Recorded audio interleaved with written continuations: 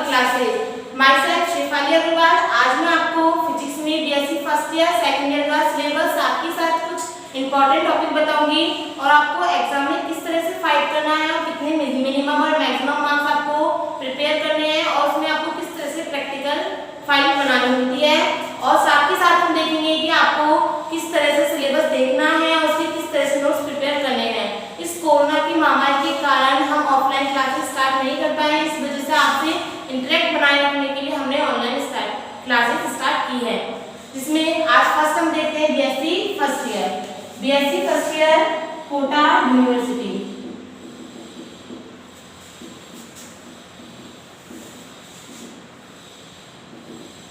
इसमें आपको देखना है कि आपके पास किस तरह से पेपर आते हैं, जिसमें आपके पास पेपर होता है फर्स्ट, दूसरा पेपर सेकंड एंड तीसरा आपके पास थर्ड पेपर। आपको ये देखना है पेपर फर्स्ट में आपको कितने मार्क्स लाने होते हैं, साथ ही साथ आपको किस तरह से उसके लिए यूनिट वाइज आपको नोट्स प्रिपेयर करने हैं। तो जिसमें आपको देखना है यूनिट फर्स्ट में आपको देखना है आपका पेपर है ये मैथमेटिक्स। इसी तरह से सेकंड पेपर आपके पास आएगा इलेक्ट्रोमैग्नेटिज्म एंड पेपर थर्ड आपके पास आएगा ऑप्टिक्स। तीनों पेपर में आपके पास कितनी यूनिट आएंगे, आपके पास 5 यूनिट्स आएंगी, third unit, fourth unit and आपके पास आएगी फिफ्थ यूनिट। इसी तरह से सेम आपके पास इलेक्ट्रोमैग्नेटिज्म में भी 5 यूनिट्स आएंगी, unit first, unit second and unit third, unit fourth, unit fifth. इसी तरह से आपके पास ऑप्टिक्स में भी 5 यूनिट्स,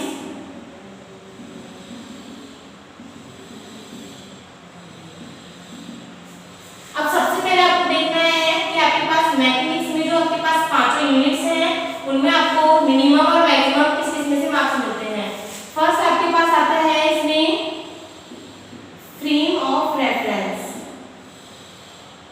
फ्रेम ऑफ रेफरेंस निर्देश तंत्र, ये आपको मैक्सिमम कितने मार्क्स देगा, 50 मार्क्स देगा। आपका एक एक पेपर होता है 50 मार्क्स का, मैक्सिमम मार्क्स आपके पास होते हैं 50। इसमें से आपको मैथमेटिक्स में यूनिट फर्स्ट कितने मार्क्स देगा, आपको 15 मार्क्स देगा। आपका इसमें दो तरह से क्वेश्चन आएंगे, एक आपके पास 5 मार्क्स में आएगा और एक आपका 10 मार्क्स में आएगा, तो टोटल आपके पास हो गए यहाँ पर 15। इसके बाद आपके पास सेकंड यूनिट आती है। सेकंड यूनिट इसमें आपको क्या मिलेगा, centre of mass. Centre of mass साथ ही साथ में आपके पास इसमें एक और चैप्टर मिलेगा आपको रिजिड बॉडी। ये वाला यूनिट भी आपको 5 और 10 मार्क्स के क्वेश्चन देगा, टोटल आपके पास हो गया 15। उसके बाद आपके पास यूनिट थर्ड आती है, ये आपके पास क्या होती है, इलास्टिसिटी, प्रत्यास्था। एंड यूनिट फोर्थ आपके पास आएगी, इसमें आपको देखना है एसएचएम सरल आवर्त गति, harmonic motion. And fifth unit आपके पास आती है वेव मोशन। अब देखो एक एक पेपर आपका मैक्सिमम होता है 50 मार्क्स का, मैक्सिमम मार्क्स आपके पास होते हैं 50। इसमें से आपको पासिंग मार्क्स ये कह सकते हो, मिनिमम मार्क्स आपको लाने होते हैं 80। तीनों ही पेपर में आपको पासिंग मार्क्स से मिनिमम मार्क्स 80 लाने होते हैं।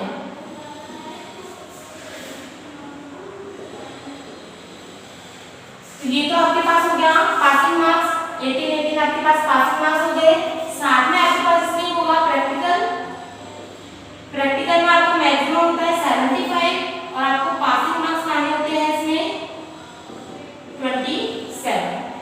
तो ये तो आपका हो गया पेपर पैटर्न कि किस तरह से आपके 3 पेपर हैं उनमें किस तरह से आपके क्वेश्चंस आते हैं और मैक्सिमम कितने मार्क्स होते हैं, मिनिमम कितने मार्क्स होते हैं। अब बात आती है, एक बार ये देख लो आपके पास पेपर पैटर्न क्या होता है। सेक्शन ए होता है, सेक्शन बी होता है, सेक्शन सी होता है। सेक्शन ए में आपके पास टोटल 10 क्वेश्चन आते हैं, वो 10 क्वेश्चन आपके कितने कितने मार्क्स के होते हैं, हाफ मार्क्स के होते हैं। 10 क्वेश्चन आपके होते हैं हाफ मार्क्स के, तो टोटल आपके पास कितने मार्क्स हो गए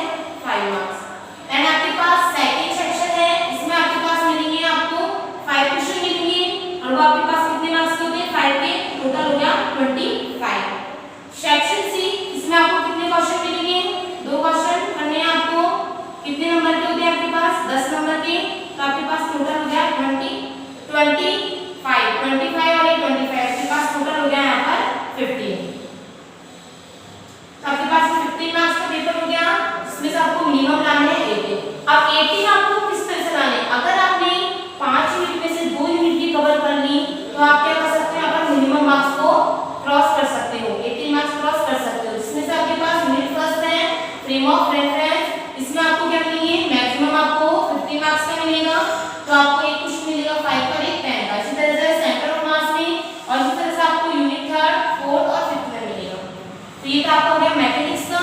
इसके बाद आपके पास आता है इलेक्ट्रोमैग्नेटिज्म। इलेक्ट्रोमैग्नेटिज्म में आपका फर्स्ट है vector and scalar field, second आपके पास है इलेक्ट्रोस्टैटिक, एंड थर्ड आपके पास है इलेक्ट्रोस्टैटिक फील्ड, फोर्थ आपके पास है EMI and magnetization, and fifth आपके पास है EM wave and its properties. इसी तरह से आपको ऑप्टिक्स में यूनिट फर्स्ट, इसमें आपको मिलेगा ज्योमेट्रिकल ऑप्टिक्स,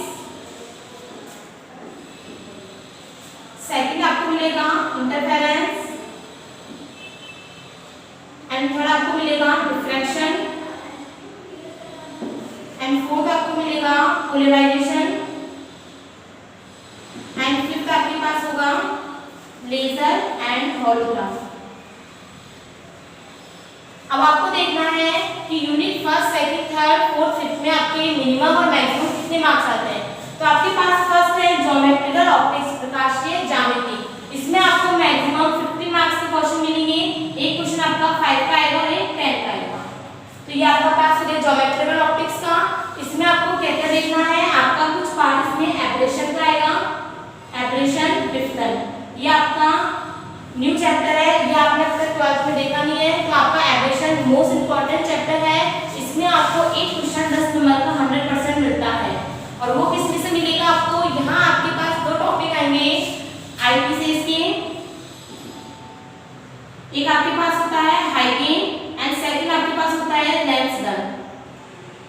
तो ये दो आपके पास आईपीसीएस आएंगी, इनमें से आपके क्या है, कंफर्म है एक आईपीसीएस जरूर आती है, वो भी 10 मार्क्स में। तो आपके पास मैक्सिमम कितने मार्क्स हो गए, 15 मार्क्स, इसमें से यूनिट फर्स्ट में से। उसके बाद इंटरफेरेंस, व्यतिकरण, इसमें आपको देखना है न्यूटन रिंग, माइकलसन व्यतिकरणमापी, एंड थर्ड आपके पास है इंटरफेरेंस इन थिन फिल्म।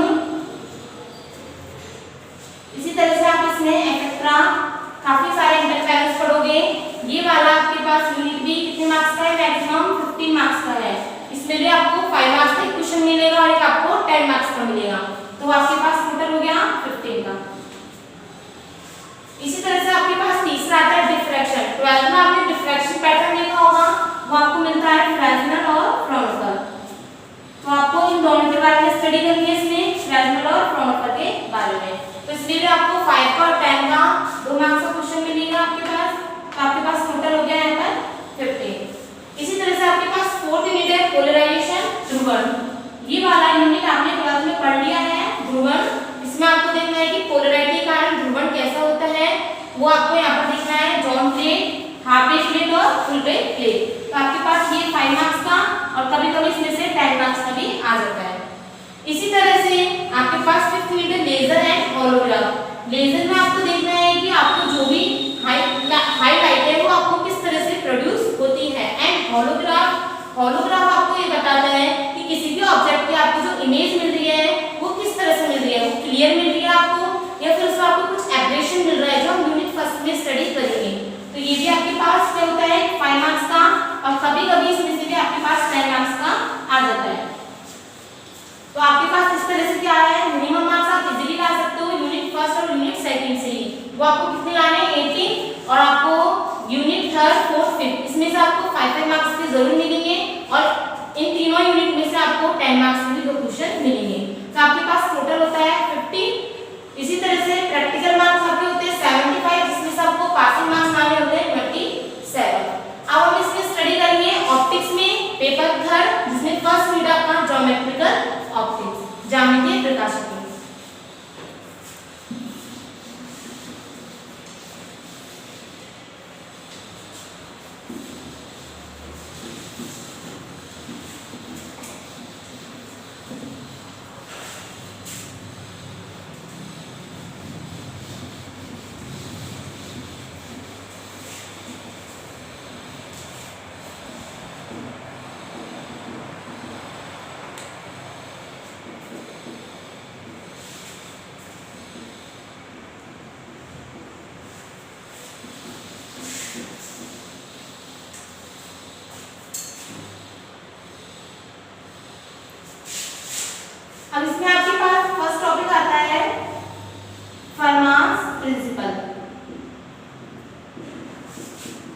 फर्मा का नियम। देखिए आपको ये देखना है कि फर्मा लॉस क्या होता है, फर्मा प्रिंसिपल क्या होता है, जिसमें आपका फर्मा क्या कहता है, फर्मा कहता है कि कोई भी लाइट रे है तो उसको पास आउट होने में या उससे गुजरने में उसको कितना टाइम लगता है, और वो टाइम आपको पता है मिनिमम भी हो सकता है, मैक्सिमम भी हो सकता है और कांस्टेंट भी हो सकता है। तो फर्स्ट स्टडी करेंगे फर्मा लॉस कि आपको लाइट रे जो आपकी पास आउट होती है उसको गुजरने में कितना मिनिमम टाइम या न्यूनतम समय लगता है, उसको ही क्या कहते हैं, फर्मा का नियम। या साथ ही साथ आप कह सकते हो इसको least time principle. Least time का मतलब क्या हो गया, वही इसमें लगने वाला न्यूनतम समय आपको क्या कहलाता है, फर्मा प्रिंसिपल। साथ ही साथ आपको इसमें ये ध्यान रखना है कि जो ये फर्मा प्रिंसिपल है वो पाथ पर डिपेंड नहीं करता है, किसी भी लाइट रेस का पाथ कुछ भी हो वो क्या बताएगा आपको, ओनली लाइट किस तरह से पास आउट हो रही है। आप वहां पर फर्मा लॉ अप्लाई नहीं कर सकते, फर्मा लॉ ओनली टाइम के लिए अप्लाई किया जाता है, पाथ के लिए अप्लाई नहीं किया जाता। तो उसको समझने के लिए यहाँ हम एक एग्जांपल देखते हैं जिसमें आपके पास है एक पॉइंट ए और एक पॉइंट बी। अब यहाँ पर हम देख रहे हैं कि इसमें लाइट रे किस तरह से ए पॉइंट से बी पॉइंट पर ट्रेवल कर रही है।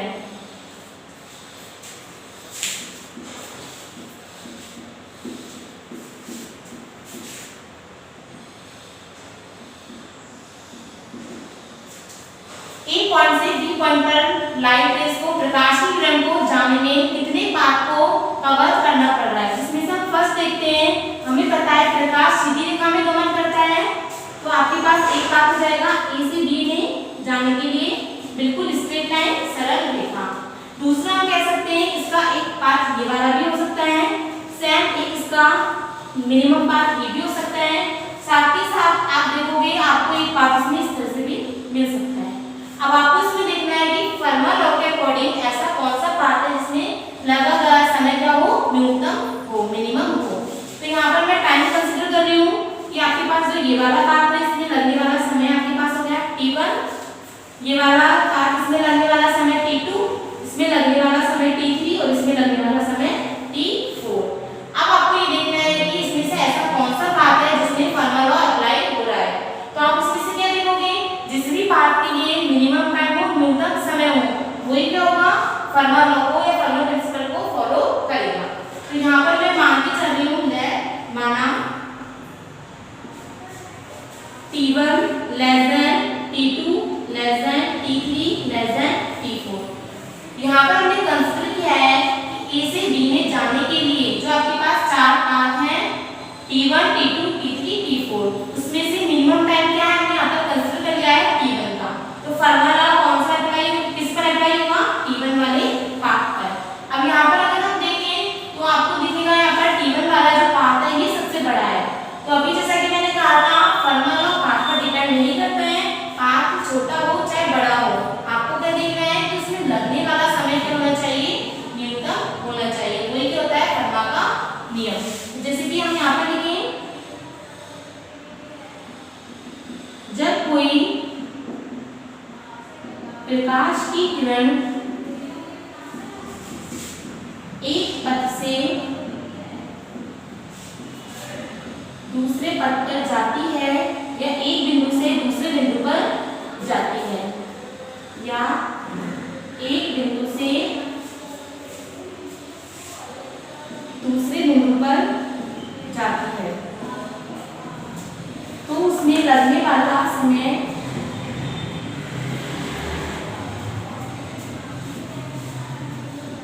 क्या हो, न्यूनतम हो, वही क्या कहलाता है आपके पास, फर्मा का नियम। वही फर्मा का नियम कहलाता है। या आप इसको कह सकते हो लीस्ट टाइम प्रिंसिपल, न्यूनतम समय नियम। कई बार एग्जाम में फर्मा प्रिंसिपल ना पूछकर लीस्ट टाइम प्रिंसिपल भी पूछा जा सकता है, तो आप कंफ्यूज मत होना, वही आपके पास क्या होता है, फर्मा का नियम। अब यहाँ पर हम देखेंगे ऐसा कौन सा पाथ है जिसमें लगने वाला समय न्यूनतम है, तो t1 वाला पाथ आपके पास हो गया न्यूनतम वाला। तो यहाँ पर फॉलो कौन सा कर रहा है, t1 वाला पाथ फर्मा लॉ को फॉलो कर रहा है। फर्मा लॉ यहाँ पर आपको क्या है, फॉलो हो रहा है। ये आपके पास हो गया जो फर्मा लॉ को फॉलो करता है।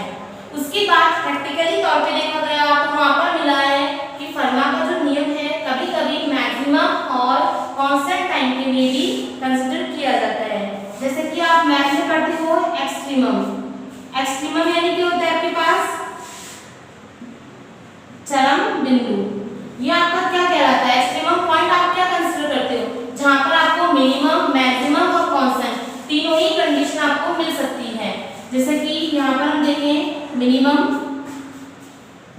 मैक्सिमम और थर्ड आपके पास है कांस्टेंट। जैसे कि हम इस वाले डायग्राम में देखें तो आपके पास मैक्सिमम और टाइम इंटरवल किसके लिए है? T4 ए से बी। इस वाले पार्ट के लिए आपके पास मैक्सिमम है। सेकंड थर्ड हम देखें कांस्टेंट, तो कांस्टेंट आपको किससे मिलेगा? जो आपके पास स्ट्रेट लाइन है। और फर्स्ट आपके पास है मिनिमम, तो मिनिमम कौन सा वाला हो गया आपके पास? T1 वाला। तो आपके पास ए से बी में आपने देखा राइट में ट्रेवल कर रही है जिसमें आपको तीनों कंडीशन मिल रही है, तो इसी को हम क्या बोलते हैं? एक्सट्रीमम या चरम बिंदु। तो उसके लिए यहाँ पर हम एक एग्जांपल से कंसीडर करते हैं ए से बी पर। इसमें अब हम इसके मिनिमम, मैक्सिमम और कांस्टेंट तीन पार्ट कंसीडर करते हैं। तो ये आपके पास हो गया ए ओ बी, ये आपके पास हो गया ए सी बी और ये आपके पास हो गया ए डी बी। तो यहाँ पर हम देखेंगे राइट रे के आपके पास तीन पार्ट हो गए। एक आपके पास हो गया ए डी बी, एक ए ओ बी और एक आपके पास हो गया ए सी बी। तो यहाँ आपको देखना है कि फर्मा लॉ फॉलो हो रहा है या नहीं हो रहा। हो रहा है तो उसके लिए मिनिमम, मैक्सिमम या कांस्टेंट टाइम क्या होगा। तो उसके लिए यहाँ पर हम कंसीडर कर रहे हैं कि इस लाइट रे जो भी ट्रेवल कर रही है उसका क्या है? कुछ ना कुछ मीडियम यानी माध्यम है। और आपको पता है माध्यम इसकी वेलोसिटी हमने यहाँ पर कंसीडर कर ली है स्मॉल b। तो लाइट रे जिस भी माध्यम में मीडियम में ट्रेवल कर रही है तो हमने उस मीडियम की वेलोसिटी यहाँ पर कंसीडर कर ली है स्मॉल b। तो यहाँ पर हम देखें dt, आपको निकालना क्या है? न्यूनतम समय निकालना है। तो यहाँ पर बात करते हैं उसके टाइम की। dt समय, समय बराबर आपके पास क्या होता है? दूरी बटे 4। दूरी यहाँ पर आप देख रहे हैं आपके पास तीन पाथ है, तो light ray A D B, A O B और ए सी बी ये जो भी डिस्टेंस कवर कर रही है उस डिस्टेंस को हम यहाँ पर कंसीडर कर रहे हैं डी एस। साथ के साथ 4 लाइट वेलोसिटी आपके पास क्या है? यहाँ पर वेलोसिटी मीडियम की स्मॉल v। तो आपके पास यहाँ पर dt क्या हो गया? ds अपॉन में b। आपको निकालना है न्यूनतम समय, मिनिमम टाइम, ये कह सकते हो लीस्ट टाइम। तो लीस्ट टाइम के लिए आपको क्या करना है? यहाँ पर इसका सबसे पहले आपको क्या करना है? यहाँ पर टाइम निकालना है t की वैल्यू। और वो आप कैसे निकालोगे? dt का क्या करोगे? इंटीग्रेशन। तो आपको वो क्या देगा? स्मॉल t की वैल्यू देगा। सबसे पहले आप यहाँ पर निकालोगे कि आपके पास लीस्ट टाइम क्या होगा। तो सबसे पहले हम यहाँ पर निकालते हैं आपके पास t की वैल्यू। तो हम यहाँ पर हम बात कर रहे हैं dt इक्वल ds अपॉन में v। अगर हम चाहें तो आपको पता है यहाँ पर क्या है आपके पास? लाइट रे। तो आपको पता है लाइट की वेलोसिटी क्या होती है? स्मॉल सी 3 × 10⁸ मीटर पर सेकंड। ये आपके पास होती है लाइट वेलोसिटी। और यहाँ पर हमने वेलोसिटी किसकी लिखी है? मीडियम की। तो हम क्या करेंगे? इसको लाइट वेलोसिटी में चेंज करने के लिए आपने एक फॉर्मूला पढ़ रखा है म्यू इक्वल c अपॉन में v। या उसको आप लिख सकते हो v इक्वल c अपॉन में म्यू। तो इक्वेशन फर्स्ट में हम क्या करेंगे? इस v को चेंज कर देंगे। तो आपके पास क्या आएगा? dt इक्वल ds अपॉन में c और म्यू कहाँ चला जाएगा? ऊपर। तो आपके पास dt इक्वल आया यहाँ पर म्यू ds अपॉन में c। यहाँ पर देखो आपके पास एक टर्म आई है म्यू ds। ये फर्मा ने बताया है कि म्यू ds, म्यू आपके पास होता है रिफ्रैक्टिव इंडेक्स,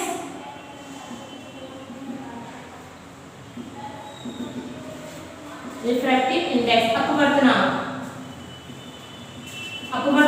आपके पास क्या है? म्यू मल्टीप्लाई में ds आपके पास क्या है? डिस्टेंस। लाइट ने कितनी डिस्टेंस कवर की है एक पॉइंट से दूसरे पॉइंट पर जाने के लिए, वो डिस्टेंस आपके पास है स्मॉल ds। और उसको आपको क्या करना है? साथ में रिफ्रैक्टिव इंडेक्स से मल्टीप्लाई। और ये आपको क्या कहलाता है? आपका optical path according to Fermat principle, प्रकाशीय पथ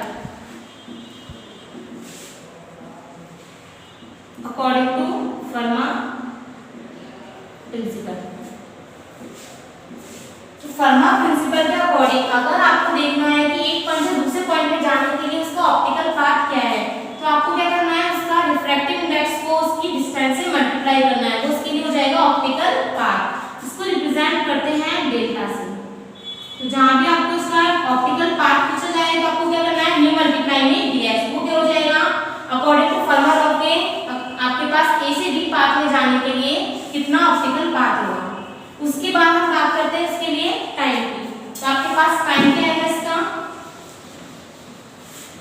आपके पास इक्वेशन सेकंड आई है dt equal mu ds upon में c। अब आपको निकालना है इसके लिए इसका टाइम। तो हमने क्या किया है, यहाँ पर मैक्सिमम लिमिट इसकी क्या हो जाएगी b और लोअर लिमिट क्या हो जाएगी a। तो हम यहाँ पर लिमिट लगा रहे हैं इसके लिए a से b और ये आपके पास हो गया dt इंटीग्रेशन। तो आपको यहाँ से क्या मिलेगा, t equal mu ds mu upon में c, ये कांस्टेंट है, इसको बाहर निकाल लो a से b। तो ये आपके पास आ गया t की वैल्यू।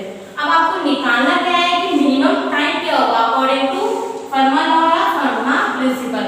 तो आपको पता है मिनिमम, मैक्सिमा और कांस्टेंट, इसके लिए आप क्या करते हो, डिफरेंशिएशन अवकलन। अधिकतम और न्यूनतम निकालने के लिए आप क्या करते हैं, डिफरेंशिएशन। तो यहाँ पर आप इसका क्या करोगे, अवकलन, डिफरेंशिएशन अवकलन करोगे आप। अवकलन आपको पता है इसका t का अवकलन करोगे तो आपको क्या मिलेगा, कांस्टेंट। कांस्टेंट का अवकलन क्या होता है, 0, क्योंकि अभी जैसे कि हमने देखा था एक्सट्रीमम चरम, इसमें आपके पास तीनों पॉइंट कंसीडर होते हैं, मिनिमम, मैक्सिमम और थर्ड आपके पास होता है कांस्टेंट। तो आपको पता है मिनिमम, मैक्सिमम और कांस्टेंट, इसकी निकालने के लिए हम क्या करते हैं, अवकलन। और यहाँ पर आपके पास t क्या है, या तो मिनिमम होगा या मैक्सिमम होगा या कांस्टेंट यानी नियत होगा।